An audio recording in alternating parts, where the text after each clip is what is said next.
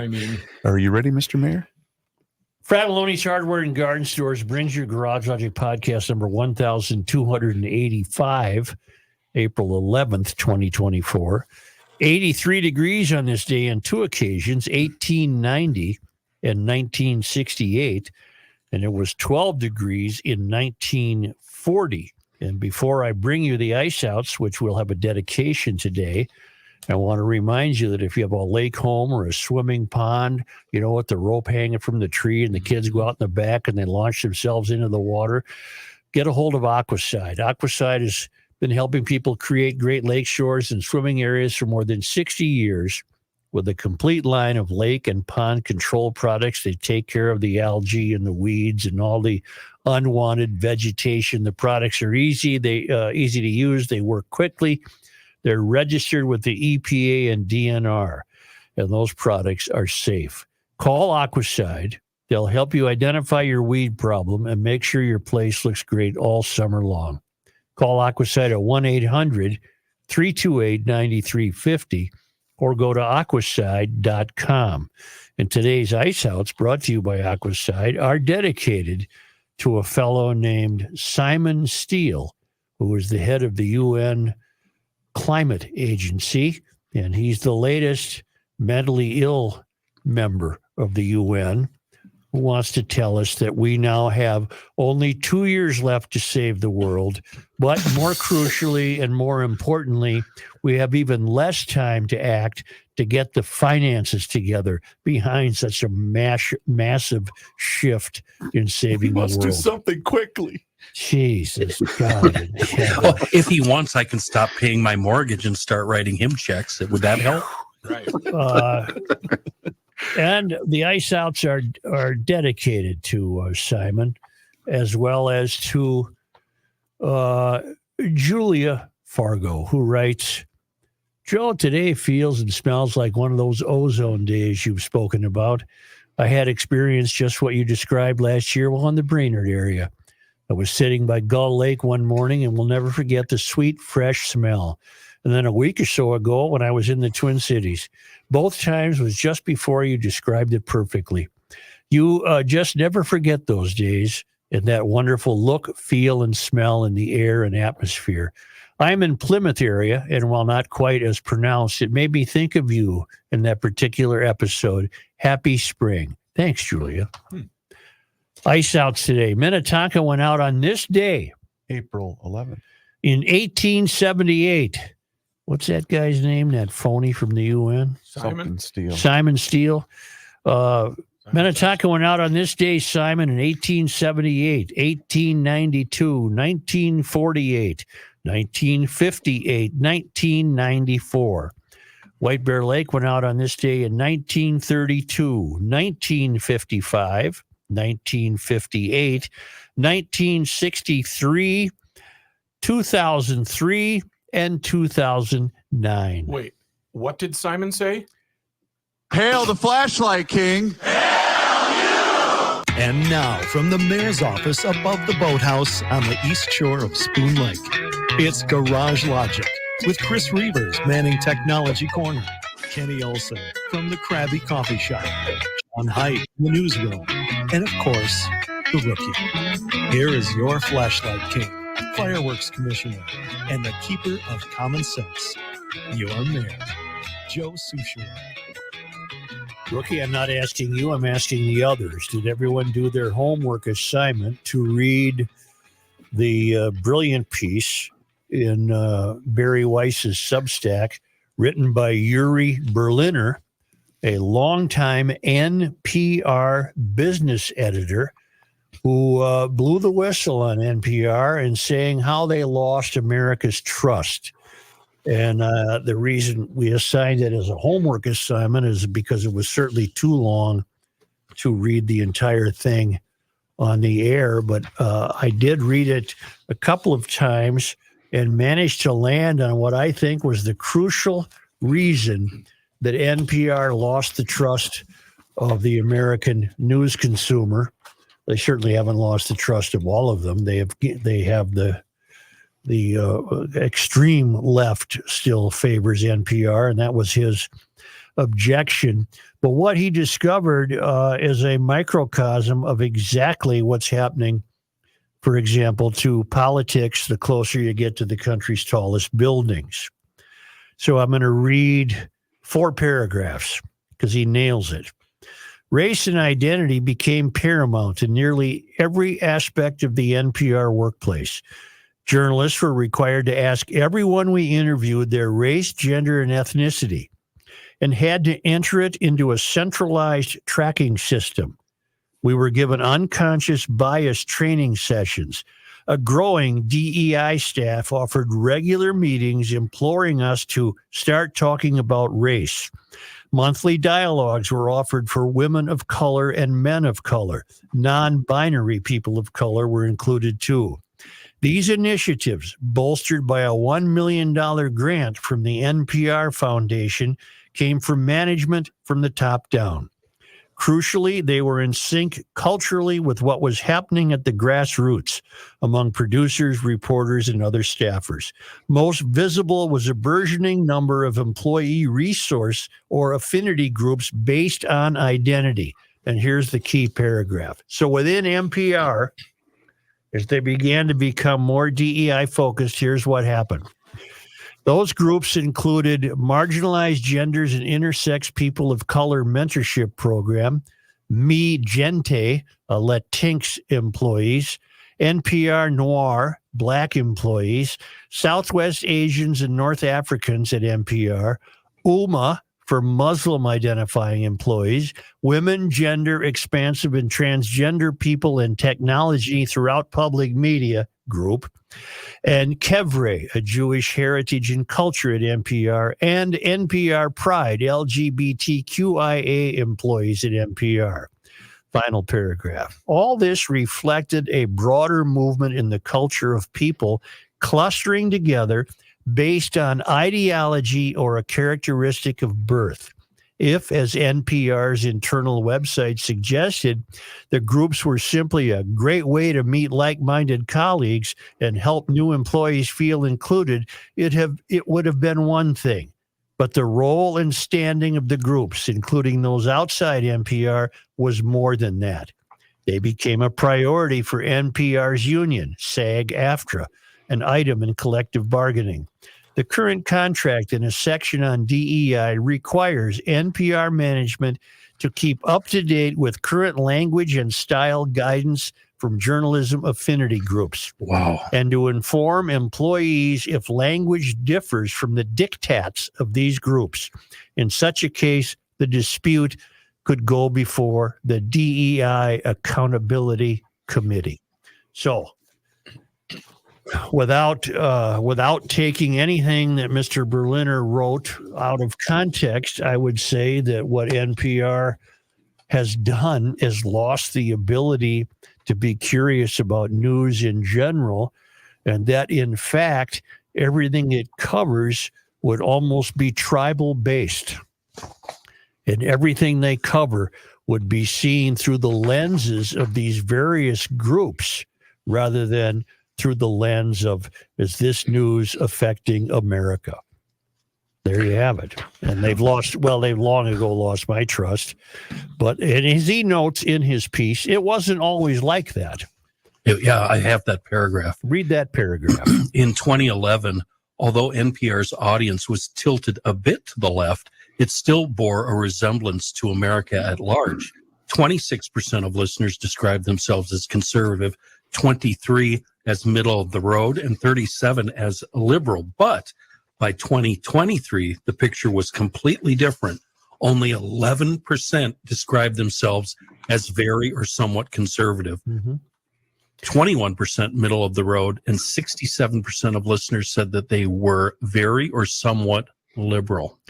I don't think he'll lose his job. I don't think NPR would have the this story has developed a great following, great attention. It has long legs in the world of the news sites. It's a very strongly written article. It's very factual, and exactly what's happened to NPR. I suppose you could say that in 2011, the Minneapolis City Council looked like most of America. or the St. Paul City Council look like most of America. In 2011, you might have been able to go around the country and say the closer you get to the country's tallest buildings, it still looks like America, meaning American convention was not despised. American rules, regulations, laws, and traditions were not despised. I would submit to you that today they are. And that many of these city councils, for example, the closer you get to the country's tallest buildings, do not at all reflect the America that Garage Logic talks about. Is that a fair statement? Very fair. Absolutely. Can I just throw one thing in regarding this? I don't like being assigned reading assignments either, GLers, because we read so much, and some of the stuff we read is written so poorly that it's really tough to mine facts and figures and stuff out of. This thing is so well written that it's just a joy to read. You just want to savor every paragraph. It's a real easy, fun read. It'll be interesting to know or wonder, maybe it's a guy we should try to get.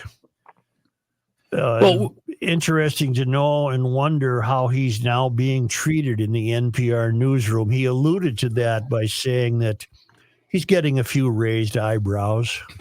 I'm worried that his presence on this program would hurt him further. Then let's Further or not have farther? it. Yeah. Further. May I read you an email about this very thing? Yes.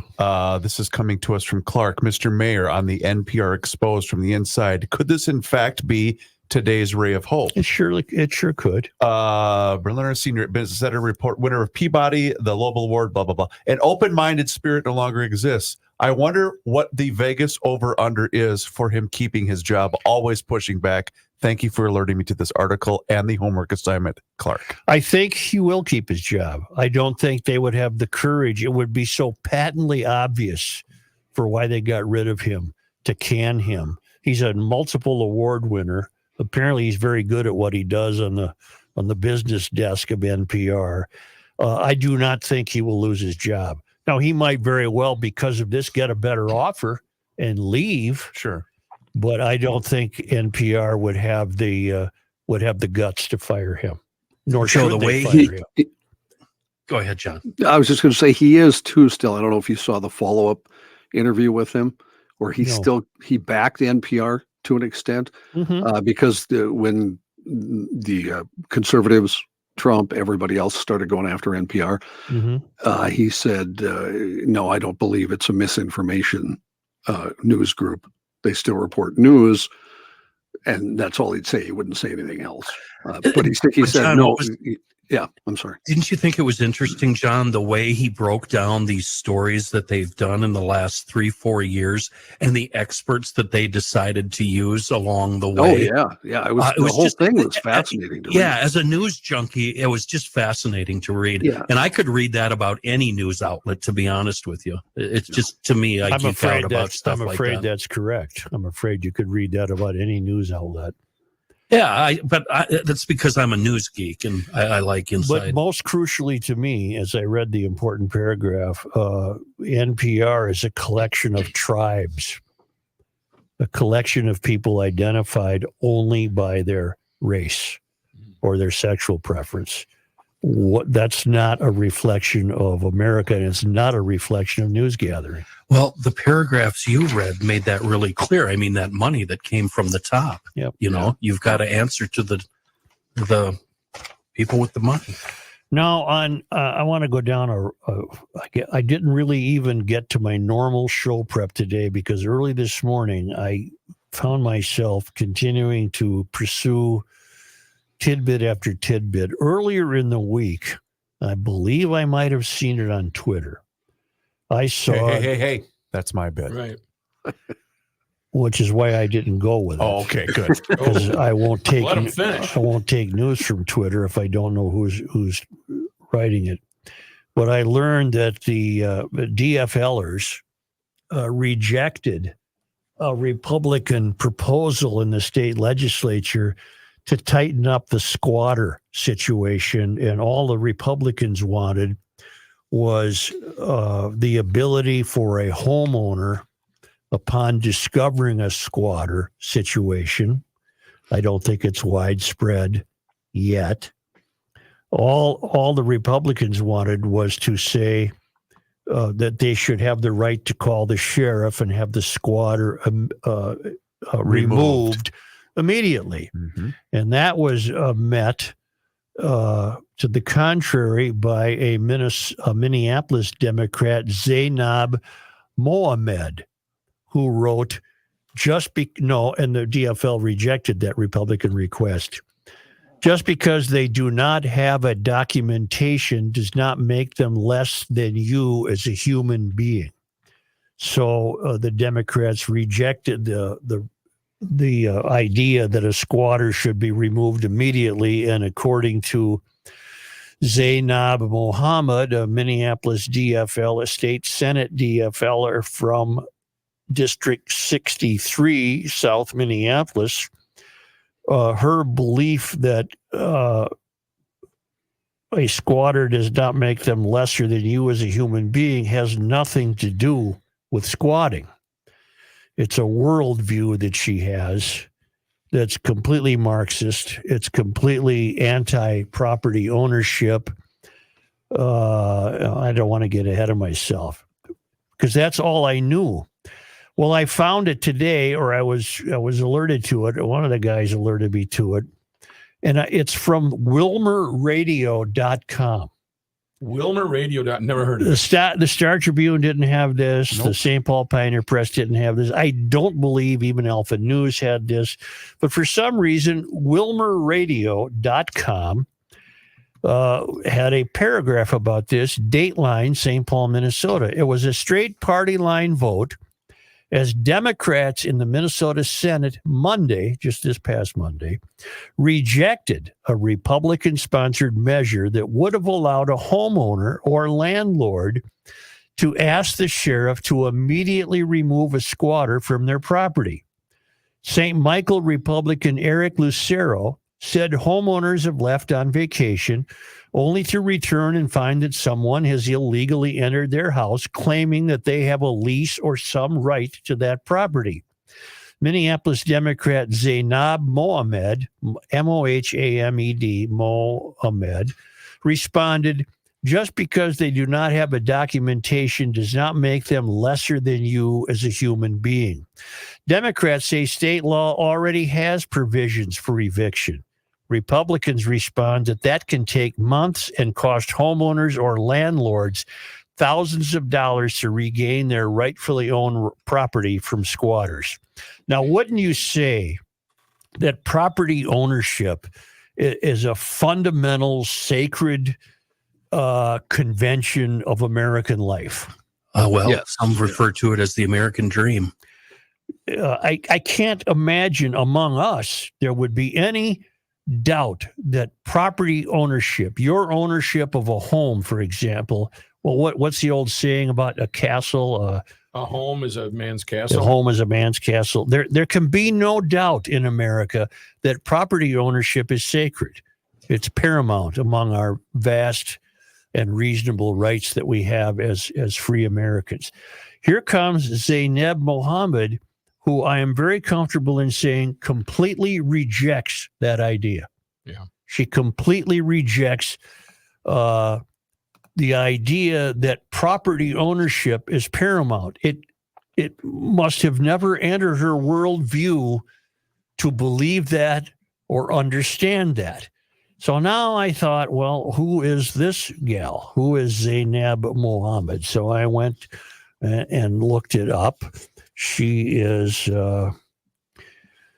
she's 26 years old. Well, she was born in 1977 on May 4th. So she's... No, she's 46 years old. No, she was born May 4th, 1997. I think you said 77. 1997. Okay. So what is that? She's 27? 26, 27. Yeah. 26 or 7. She's an American politician serving as a member of the Minnesota State Senate. By the way, this is from Wikipedia, and the picture of her shows her hooded and masked. Whoa. Okay. A winter parka with a mask. She's a member of the DFL, of course. She represents District 63, comprising South Minneapolis. And Kenny, this says parts of Richfield, which you find not to be true on the map of District 63. Maybe it's my interpretation of the map, but I don't see it going south of 62. Maybe it does. The map is really hard to read, Joe. Mohamed immigrated with her family at age 9 from Somalia to the Minneapolis Powderhorn neighborhood where she grew up. In 2019, she graduated from the University of Minnesota with a degree in human resources. Okay, I would submit to you that that's a degree you can't flunk. What the hell is human resources? But it has some legitimacy. Wasn't tree studying. Mohamed interned for IATA Leads, a nonprofit that seeks to support Black immigrant women in political participation. While working as a community advocacy manager for the Council on American Islamic Relations in Minnesota, she advocated for legislation relating to public safety reform, including no-knock warrants. In January 2022, she began working as a policy aide to Jason Chavez, a Minneapolis City Council member. Okay, I don't say this to be a smart aleck. She's really never done anything. She meets our definition of an activist. Right. She hasn't done anything. She hasn't worked for a private employer. She's never met a payroll. She's never worked outside the public realm. Right. All right. And she's a young gal. Patricia Torres Ray was the incumbent senator for District 63, but Patricia Torres Ray did not run for re-election in 2022. After conversations with Torres Ray and other organizers, Mohamed entered the race and was endorsed by Torres Ray. The main themes of her campaign were a statewide $15 minimum wage, universal health care, and public safety. I'm almost done. We'll have to take a short break. After defeating Todd Scott in the primary to become the DFL nominee, Mohamed won the general election against Republican nominee Shawn Holster. Mohamed then joined Erin May Quaid and Claire Omu Verbetten as the first Black women elected to the Minnesota Senate. She is also the youngest woman ever elected to serve in the Minnesota Senate. And we'll pick this up in a moment.